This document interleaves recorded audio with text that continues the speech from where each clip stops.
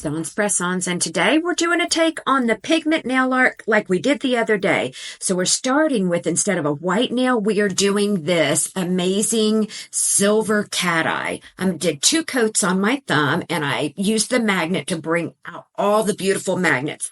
We need to do the other 4 fingers and cure those. So let's get this on the other 4 fingers. All right, here we go. Look at there. Got it on all the fingers, and I got those cured, and I got the magnet used so that really have some beautiful sparkle going on there. That's going to create extra depth behind those pigments. Now I'm using a Madame Glam velvet matte top coat to go over the top of that cat eye. And this is going to give us the grip that we need to hold those pigments onto the nail.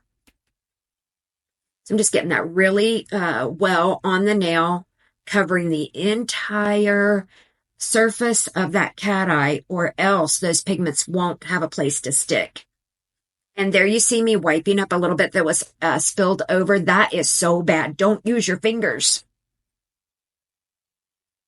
And I'll go ahead and get my cleanup brush there. That's what you do. You use your cleanup brushes and clean up anything else you've got going on there. All right, and then we'll do a full cure on that. I'm going to do my other 4 fingers, but see there, look at that velvet. That velvet looks even pretty. That cat eye looks pretty even under the velvet. So there's all the nails now with the matte top coat over the top of them. Now I've got my pigments laid out here. We're going to splotch the pigments around on the nails. That's the cat eye that I used there. Sorry, I should have showed it to you in the beginning. That was the silver cat eye that I used. 2 coats of it. Then the matte top coat. Now we've got our array of pigments laid out. We're going to put them down over the nail in a random fashion. I should have either changed the yellow and the orange in position or moved that orange down to the other side of the pink. It doesn't really matter as long as you don't put them on in this exact order. So I start with the yellow, and I just put it down in the corner here of that thumb. And I'm using these little square makeup sponges that I found on Amazon. They're itty bitty little, maybe 1/2 inch by 1 inch or 1/2 inch by 1/2 inch even. They're small. They came in a bag of about 20 probably. They were not very expensive, and they're so convenient to not have to chop up a sponge. And then I'm just putting the orange over here in the other corner. And then the most important part is to put colors beside colors that don't make brown. So you don't want to put, say, green and purple side by side because you're going to get brown. I do think I do that, though. And it ended up okay. So I'm going to put the pink here next to the orange because pink and orange mix very well together. And the pink and the yellow can go together. Now I'm going to put the green over there above the yellow beside the pink. And this is where I got a little dangerous. If I would have moved too much of that green over on top of the pink, we would have had something ugly going on. As it was, it ended up making a little bit of a line. And when I dust off the excess, it's no big deal. So let's put the blue on the upper left corner there of the free edge. I want more blue. I'm just working out of my lids. Normally there's enough dust in your lids that you don't have to get into the pots themselves. And then now let's get some purple. And the tool that I'm using to hold these sponges is, again, something I found on Amazon. It is super handy if you're going to hold a cotton round when you're cleaning your nail stamping plates. That way you're not getting all that acetone on your fingers, drying out your fingertips. I am the world's worst for drying out my fingertips.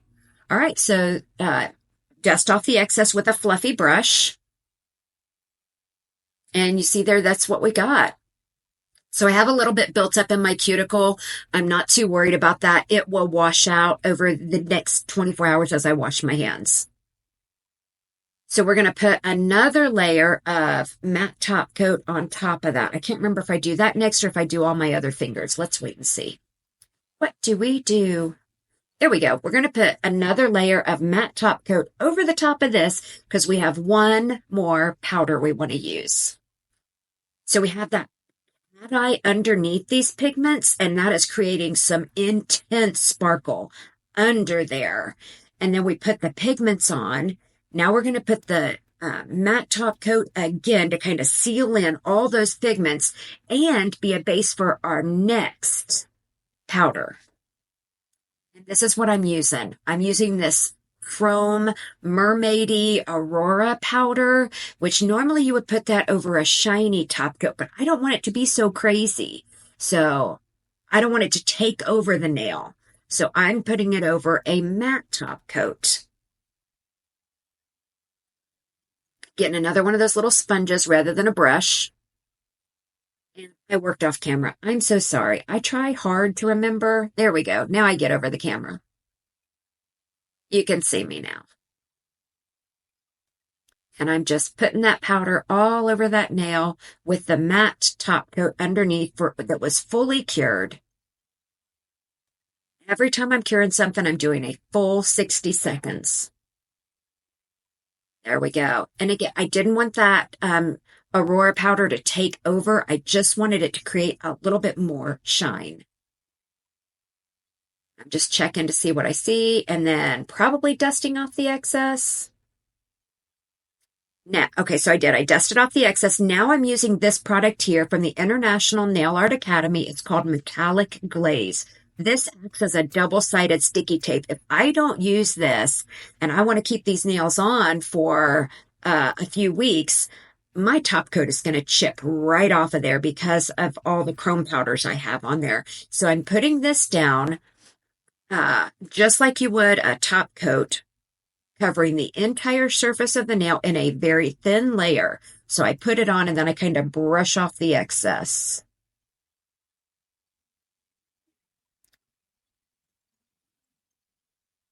And that's the part that I'm doing now is kind of brushing off all the excess, letting the brush pick it back up. Very good. And then I'm going to put that in the lamp for a full 60 seconds. And like I said, this acts as like a double-sided sticky tape. It sticks to the chrome and it will allow your top coat to stick to the top and not peel off. It'll last you 2 or 3, maybe even longer weeks. I tend to change my nails pretty frequently, so I've really not done the longevity test on there. And there we are, completely cured. And boy, is that sticky. I'm not going to touch it because I don't want to leave any fingerprints in it. So I need to do that to all the rest of my nails. And here we are. This is the finished product. And, you know, some of them I'm happier with than others. But once you get that powder on there, you're kind of stuck. So some of them I did like a pink purple ombre. Some of them I did all the colors. I think the pinky I just did like blue and purple with a touch of green. So some of them I'm happier with than others. But again, they've got so much depth, so much beauty. Give this a try and tell me what colors you liked best using. And, yeah. Thank you all for watching again. We really appreciate each and every one of you that come back and watch our videos. Please like, share, subscribe, and follow us. We appreciate you. See you next time.